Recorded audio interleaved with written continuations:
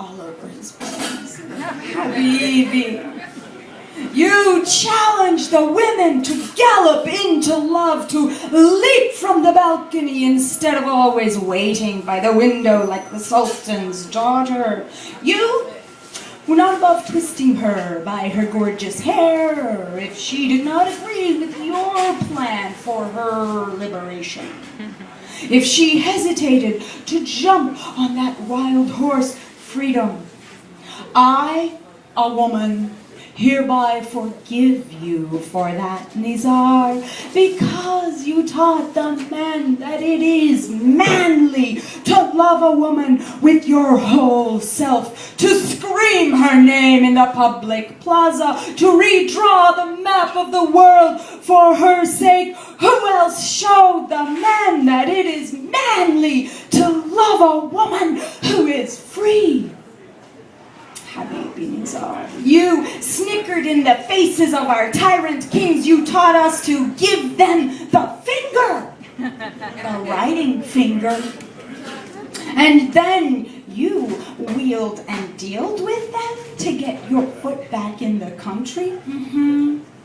I, on behalf of exiles who paid the price for your returns, hereby forgive you these minor treacheries. So will history forget the names of passing presidents for life, remembering the poet and the poetry. Nizar Qabbani, you will be forever sexy. Women will always delight between the sheets of your books, fall asleep satisfied with your volumes open on their thighs. Men will always wonder how you kept the imagery so taut, so long into the poem.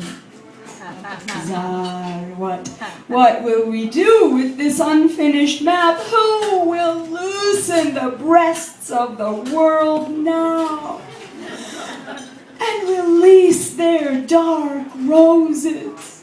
I call you back at least to write one more poem for Tunisia al-Khadra. Let it begin with Jasmine Revolution and let it end with freely contested elections for a peaceful transition of power, leading to real and permanent government accountability to the people. I mean, it's hard to make that poetic. Let it begin in Tunis and finish in Damascus. Nizar Qabbani, you will always be as wild and raw as the grief of a husband searching the blasted rubble of our cities for the body of his wife. This happened to him. When a newspaper blows on the curb in violent wind, I think of you. And when a flamenco dancer whirls her tangerine skirts, you will be forever young as the songs of a boy or a girl leaning against the gates of a barred city that has forgotten its children and lost its wild horses and green places and its poetry.